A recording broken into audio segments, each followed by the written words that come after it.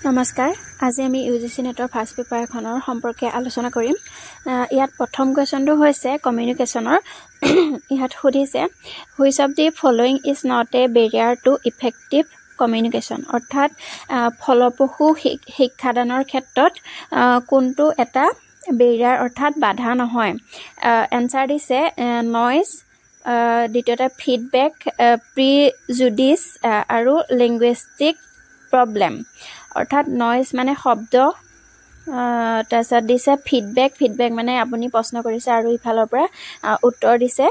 আৰু প্ৰিজুডিচ মানে হৈছে কোনোবা এটা নেতিবাচক মত পোষণ কৰা বা নিজে ভাবি লোৱা আৰু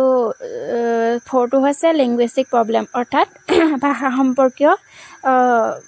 বাধাসমূহৰ কথা কৈছে which of the following is not a barrier to effective communication কোন তলৰ চাৰিওটাৰে কোনটো হৈছে ইফেক্টিভ কমিউনিকেশ্যনৰ বাধা নহয় বুলি কৈছে আমি এতিয়া গম পালোঁ যে ওপৰৰ চাৰিটাৰ ভিতৰত যেতিয়া আমি ফিডবেক এটা দিম সেই ফিডবেকটো মানে আমি কোনোবাই প্ৰশ্ন সুধিছে আৰু উত্তৰ দিছোঁ সেইটো বাধা নহয় দ্বিতীয়টো কুৱেশ্যন হৈছে টিচিং এপ্টিটিউডৰ the most effective teaching method is কোনটো এটা ভাল ফলপ্ৰসূ শিক্ষাদানৰ এটা মাধ্যম lecture method discussion method dictation method আৰু ৰিডিং মেথড লেকচাৰ মেথড মানে হৈছে লেকচাৰ দি যোৱা আৰু ডিছকাশ্যন মেথড হৈছে সকলোৱে আলোচনা কৰা আৰু ডিক্টেশ্যন মেথড হৈছে সূত্ৰলিপি দি যোৱা আৰু ৰিডিং মেথড হৈছে পঢ়িবলৈ দিয়া the most effective teaching method is আটাইতকৈ প্ৰভাৱশালী বা ভাল টিচিং মেথডটো হৈছে ডিছকাশ্যন মেথড অৰ্থাৎ আমি যেতিয়া এজনে আনজনৰ লগত ডিছকাছ কৰি বা আলোচনা কৰি কোনো এটা শিক্ষণ প্ৰক্ৰিয়া আমি যেতিয়া সম্পাদন কৰোঁ তেতিয়া হৈছে সেইটো হৈছে ইফেক্টিভ ৰিচাৰ্চ এপ্টিটিউডৰ এটা কুৱেশ্যন হৈছে এই ৰিচাৰ্চ হাইপথেচিছ ইজ মই হাইপথেচিছ মানে কি আগতে কৈছিলোঁ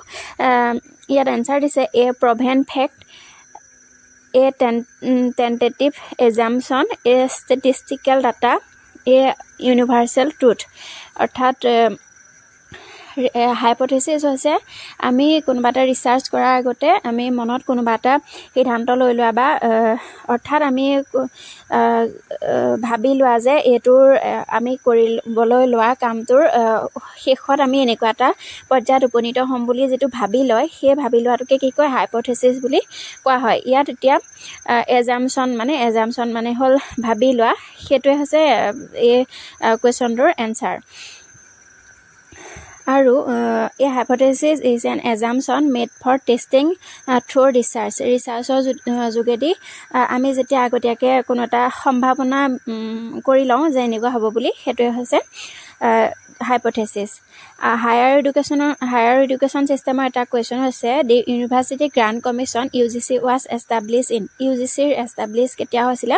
1948 1953 1956 1964 ইয়াৰ এনচাৰ হ'ব 1956ত কি হৈছিলে UGCৰ এষ্টাব্লিছ হৈছিলে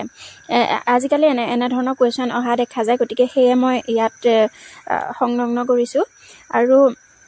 শেষৰটো কুৱেশ্যন হৈছে লজিকেল ৰিজনিঙৰ অল ৰজেছ আৰ ফ্লাৱাৰ্ছ তাৰপিছত দিছে চম ফ্লাৱাৰ্ছ ফেড কুইকলি সকলোবোৰ অল ৰজেছ আৰ ফ্লাৱাৰ সকলোবোৰ গোলাপে কি কৈছে ফুল বুলি কৈছে চম ফ্লাৱাৰ্ছ ফেড কুইকলি আৰু কিছুমান ফুল সহজতে কি হৈ যায় নষ্ট হৈ যায় বা মৰহি যায় ইয়াত আমি যদি সকলো ফুলটো এনেকৈ ৰাউণ্ড কৰি দিলোঁ সকলো ফুল আৰু তাৰে কিছুমান কি বুলি কৈছে তাৰে কিছুমান ৰ'জ গতিকে ইয়াৰ এনচাৰটো কেনেধৰণৰ হ'ব চাই লওঁ অল ৰজেছ ফেড কুইকলি সকলোবোৰ গোলাপ সোনকালে মৰহি যায় চম ৰজেছ ফেড কুইকলি কিছুমান গোলাপ সোনকালে মৰহি যায় চম ফ্লাৱাৰ্ছ আৰ ৰজেছ সকলোবোৰ ফুলেই ৰ'জ আৰু অল ফ্লাৱাৰ্ছ আৰ ৰজেছ সকলোবোৰ ফুলেই ৰ'জ এতিয়া চিটো হ'ব চম ফ্লাৱাৰ্ছ আৰ ৰজেছ মানে কিছুমান ফুল কি কৈছে ৰ'জ গতিকে সেইটোৰ এনচাৰটো হ'ব চম ফ্লাৱাৰ্ছ আৰ ৰ'জেছ এনেধৰণৰ UGC নেটৰ ফাৰ্ষ্ট পেপাৰখনৰ কুৱেশ্যনবোৰ অহা দেখা যায় এয়া মই খুব সহজ কুৱেশ্যন কেইটামান লৈছোঁ